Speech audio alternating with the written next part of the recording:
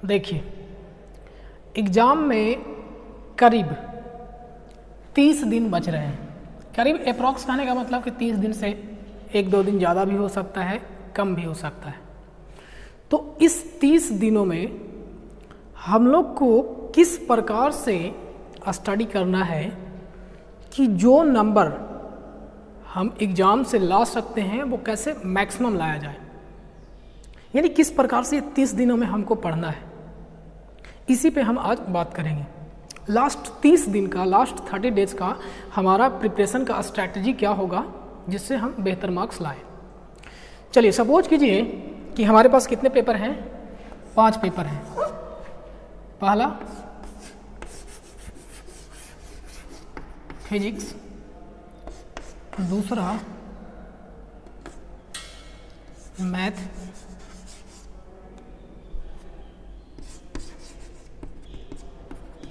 तीसरा कंप्यूटर, चौथा है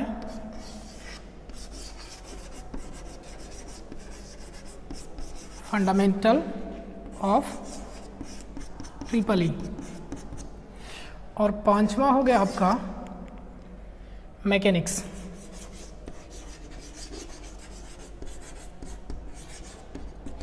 सपोज कीजिए कि आपके पास ये 5 पेपर हैं। इसी को आपको क्या करना है, बेहतर तरीके से इस 30 डेज में स्टडी करना है। अब हम लोग को करें क्या स्टडी? मेरे पास ऑप्शन ढेर सारे हैं, सभी का एक एक क्या है, बुक अवेलेबल है। एक क्या, बहुत बुक अवेलेबल है। क्या अभी बुक से पढ़ें? क्या ऑब्जेक्टिव करना सिर्फ बेहतर होगा? इसी पे हम बात करेंगे कि क्या मेरा तरीका होगा, क्या स्ट्रैटेजी होगा, क्या प्लान होगा, क्या रणनीति होगा कि हम एग्जाम में बेहतर लिख सकें। और जब तक पढ़ेंगे नहीं, इसी पे बात करेंगे कि आखिर पढ़े क्या। देखिए, 5 पेपर अभी आपके पास है। हमको यहाँ तक भी पता है कि अभी आपका पूरा का पूरा सिलेबस खत्म नहीं हुआ है, हमको ये पता है। तो जो सबसे पहला फैक्टर होगा पढ़ाई करने का, पहला फैक्टर होगा रिवीजन। सबसे पहला फैक्टर यही है। आपके पास अगर 30 डेज टाइम है तो आपको पढ़ना है 5 पेपर, यानी आपके पास बचा है एक पेपर के लिए 6 दिनों का टाइम। अगर पूरा पेपर आपका कंप्लीट रहता तब हम मानते कि हाँ 6 दिन में ये कंप्लीट कर लेंगे, लेकिन पूरा पेपर तो अभी ख़त्म ही नहीं हुआ है, सिलेबस भी पूरा ख़त्म नहीं हुआ है। तो हम इस 30 दिन से 5 दिन काट देते हैं, बचा 25 दिन। अब आपके पास कितने हो गए? एक पेपर के लिए 5 दिन।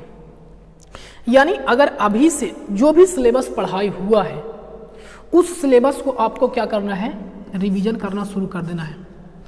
आप कितना भी खरखां क्यों ना हो, कितना भी पढ़ने में तेज क्यों ना हो, कितना भी काबिल क्यों ना हो, बिना रिवीजन के कुछ नहीं होने वाला है।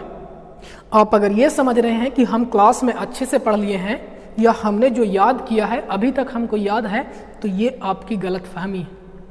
जब आप एग्जाम में बैठिएगा और लिखना स्टार्ट कीजिएगा ना, तो दिमाग हाथ में आ जाएगा। क्या लिखें, सारा याद था।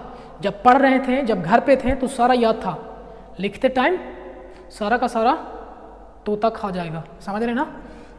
तो आपको सबसे पहला क्या काम करना है, रिवीजन करना है।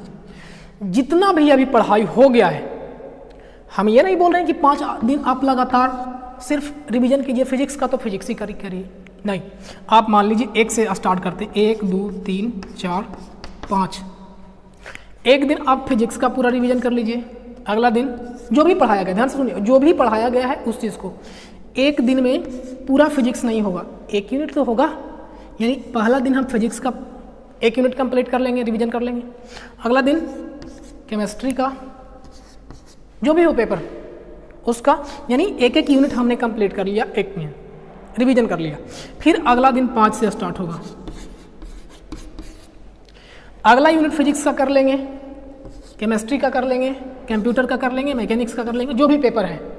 इस तरीके से मेरे पास ऐसा कितने स्लॉट बने हैं, क्योंकि 25 दिन है तो 5 स्लॉट बने हैं। 5 यूनिट्स से ज़्यादा नहीं है, किसी में ज़्यादा है तो हम उसको इसी में मेंटेन करेंगे, इसमें 1 यूनिट ना ख़त्म करके हम 2 यूनिट का रिवीजन करेंगे। और चूंकि अभी 5 यूनिट से ज़्यादा ख़त्म भी नहीं हुआ है तो आपको घबराने वाली बात नहीं है, यानी 1 यूनिट के लिए आपके पास 1 दिन टाइम है हर एक पेपर के लिए। समझ रहे बात को? यानी आपको रिवीजन करना शुरू कर देना है अभी से ही। अगर 30 दिन जिस दिन एग्ज़ाम है उससे 5 दिन हम एक्स्ट्रा छोड़ चुके हैं। यहाँ पे 30 दिन अगर टाइम है तो 5 दिन हम एक्स्ट्रा छोड़ दिया है। एक्स्ट्रा 5 दिन जो सिलेबस नहीं कंप्लीट हुआ है वो तब तक कंप्लीट हो जाएगा, इस 5 दिन में हम जो भी छूटा उसको रिवीजन कर लेंगे। ठीक बात है? यानी हमको क्या करना होगा, हर हालत में रिवीजन करना ही होगा। ये था पहला तरीका। आगे दूसरा, और भी फैक्टर है, आप रिवीजन कर लीजिएगा। अभी बहुत सारे स्टूडेंट ये होते हैं कि अभी तक जहाँ तक वो एग्ज़ाम दिए दे करके अभी यहाँ पे आए हैं उससे पहले वो लोग हिंदी में लिखे होंगे। जैसे 12th में होता है, 11th-12th का क्या होता है प्रोसेस, 10th तक लोग हिंदी में पढ़ता है, अचानक उसको 12th में इंग्लिश पढ़ना होता है। सिमिलरली आपको पॉलिटेक्निक वाला या डिप्लोमा वाला के लिए भी यही हालत है। 10th तक हिंदी में पढ़ें, अब आपको आंसर राइटिंग इंग्लिश में करना है। सबसे बड़ा गड़बड़ तो यही है, सबसे बड़ा चैलेंज यही है, इंग्लिश में लिखी कैसे। समझ रहे हैं? तो दूसरा जो आपका फैक्टर है वो ये है आंसर राइटिंग। क्या करना है आपको, डेली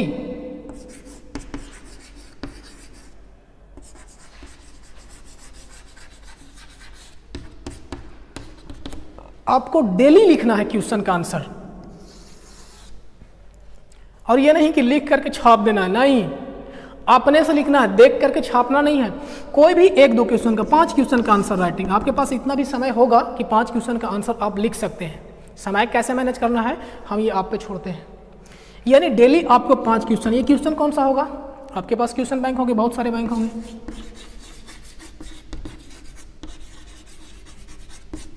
क्वेश्चन बैंक से हर एक दिन एक पेपर का 5-5 क्वेश्चन लेंगे और उसका क्या करेंगे, आंसर राइटिंग करेंगे। क्योंकि लिखना आपको इंग्लिश में है, बिना देखे लिखना है, यही काम हम यहाँ पे करेंगे, ना ही हमको कहीं देखना है। और लिखना कैसा है, इंग्लिश में ही लिखना है, यानी ये काम हम करेंगे। अब समझिए बात को, किस प्रकार से क्वेश्चन होते हैं। 4 नंबर का क्वेश्चन, 6 नंबर का क्वेश्चन और ऑब्जेक्टिव। इसमें तो ध्यान नहीं, इसके लिए तो कोई लिखने का जरूरी है नहीं। 4 नंबर का और 6 नंबर का, क्योंकि क्वेश्चन बैंक में ये बताया हुआ रहता है कि कौन सा क्वेश्चन कितने मार्क्स का है, उसी के अकॉर्डिंग आपको क्या करना है, आंसर लिखना है। 5 क्वेश्चन में से 3 क्वेश्चन आप 4 नंबर वाले को सेलेक्ट कीजिए और 2 क्वेश्चन 6 नंबर वाले को सेलेक्ट कीजिए। डेली आपको आंसर राइटिंग करना है। आप अगर ये काम 30 दिन तक लगातार कर लेते हैं तो हम आपको बता रहे हैं कि आपका लिखने का तरीका बहुत बढ़िया हो जाएगा 30 दिन में। लेकिन आप कर पाइएगा तब। तो आंसर राइटिंग आपको हर हालत में करना जरूरी होगा, चोरी करना नहीं है। जो चीज़ आप रिवीजन कर रहे हैं उसी से तो क्वेश्चन आएगा। क्वेश्चन बैंक में क्या दूसरा कोई क्वेश्चन आएगा? जो आप पढ़े हैं वही क्वेश्चन को क्या करना है, लिखना है, लेकिन अपने से लिखना है। उसी को सुधार करना है कि कहाँ पे मिस्टेक हुआ है, हमको कितना लाइन में लिखना चाहिए। जैसे 4 नंबर का अगर आपको 30 लाइन में लिखना है तो 30 लाइन में हम लिखने का ट्राई करेंगे, ना तो ज़्यादा ना कम। ट्राई मेरा यही रहेगा। अभी इसका अगर 60 लाइन का लिखना है तो 60 लाइन में हम लिखने का ट्राई करेंगे। ये होगा तरीका आपको आंसर राइटिंग का। पहला, आपको रिवीजन हर हालत में ही करना है। कैसे करना है हमने बताया, हर एक पेपर का करना है। आप ये नहीं समझिए कि हम एक पेपर में बहुत तेज हो गए, काबिल हो गए तो पास हो जाएंगे। एक पेपर में भी अगर आपका लगा, एल लगा, तो समझ लीजिए कि आपका क्या लग जाएगा। बात को ध्यान रखिएगा। यानी हर एक में आपको क्या लगाना है, पास वाला लगाना है, एल नहीं लगाना है। समझ रहे ना? रिवीजन। दूसरा आंसर राइटिंग। तीसरा आता है उसका क्या बोलते हैं, उसको एनालिसिस करना। आप खुद से देख सकते हैं कि जो हमने आंसर लिखा है क्या वो बेहतर है, जो क्वेश्चन पूछा गया क्या उसका आंसर हमने बेहतर तरीके से लिख पाया है।